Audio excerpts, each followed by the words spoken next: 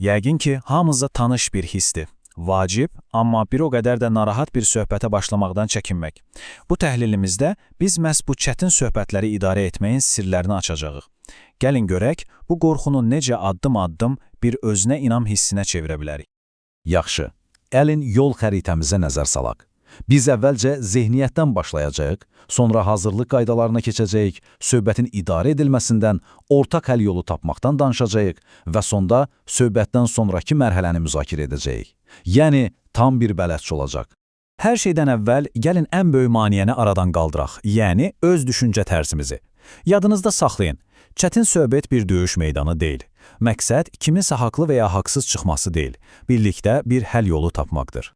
Yaxşı, bəs əslində niyə bu söhbətlərdən bu qədər qorxuruq? Bizi bu söhbətləri ertələməyə, onlardan yayınmağa nə vadar edir? Gəlin bunun kökünə enək. Həqiqət budur ki, biz tez-tez özümüzə bəhanələr tapırıq. Məsələn, indi heç yeri deyil və ya bəlkə özü başa düşər. Amma bu bəhanələr problemi sadəcə daha da dərinləşdirir, həll etmir. Bax, əsas dəyişiklik məhz burada baş verməlidir. Rəqabətçi düşüncə tərzindən, yəni qarşımızdakını məğlub etmək istəyindən imtina etməliyik. Əvəzində isə əməkdaşlıq mövqeyinə keçməliyik. Məqsədimiz onun fikirlərini anlamaq, onları inkişaf etdirmək və birlikdə daha yaxşı bir nəticəyə gəlmək olmalıdır. İndi isə keçək işin praktik tərəfinə, hazırlıq mərhələsi. Unutmayın, uğurlu bir söhbət heç başlamazdan çox-çox əvvəl düzgün planlaşdırma ilə başlayır. Budur sizə mükəmməl bir hazırlıq planı. Cəmi 5 sadə addım. Nə vaxt, harada, nə üçün, nə və necə?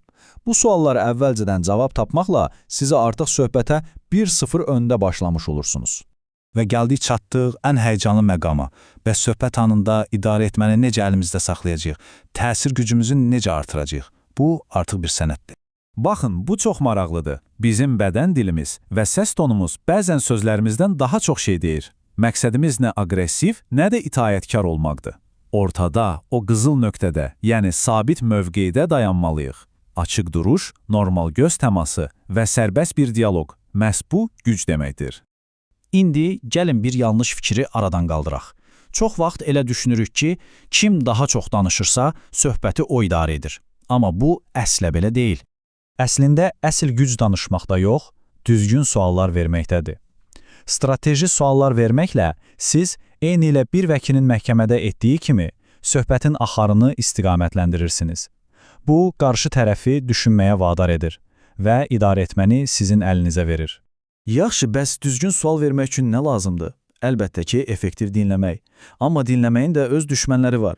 Qarşımızdakı danışarkən öz cavabımızı hazırlayırıqsa, onu mühakimə ediriksə, deməli biz əslində dinləmirik. Bəs qarşımıza daim tənqid edən, mübahisə axtaran bir tənqidbaz çıxsa, nə edək? Unutmayın, bu cür davranışın arxasında çox vaxt özünə inamsızlıq dayanır. Ən yaxşı taktika sakit qalmaq və onun dedikləri arasında kiçik də olsa razılaşa biləcəyiniz bir nöqtə tapmaqdır. Bu, onun müdafiə mexanizmini zəiflədəcək. Və beləcə gəlirik əsas məqsədə. Unutmayaq ki, bütün bu səylər kiminsə qalib gəlməsi üçün deyil, hər iki tərəfin qazandığı bir həll yolu tapmaq üçündür. Yəni, bu sizin çıxıb nitq söyləyəcəyiniz bir səhnə deyil. Bu iki nəfərin iştirak etdiyi bir dialoq olmalıdır. Həm problemin tərifində, həm də onun həllində ortaq bir dil tapmaq lazımdır. Bunu bir növ tərəzi kimi təsəvvür edin. Başlanğıcda hər iki tərəf tərəzinin fərqli gözlərində ola bilər. Amma məqsəd birlikdə hərəkət edərək o ortadakı tarazlıq nöqtəsinə, yəni hər kəs üçün məqbul olan bir razılaşmaya gəlməkdir. Çox vaxt elə bilirik ki, söhbət bitdisə, iş də bitdi. Amma bu, heç də belə deyil. Əslində, söhbətdən sonraki addımlar bəlkə də söhbətin özündən daha vacibdir.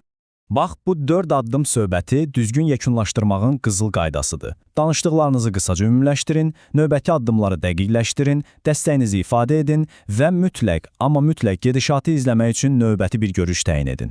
Bu, hər şeyin havada qalmasının qarşısını alacaq. Və sonda sizi bir düşüncə ilə baş-başa buraxmaq istəyirəm. İstənilən çətin söhbətə başlamazdan əvvəl özünüzə bu vacib sualı verin.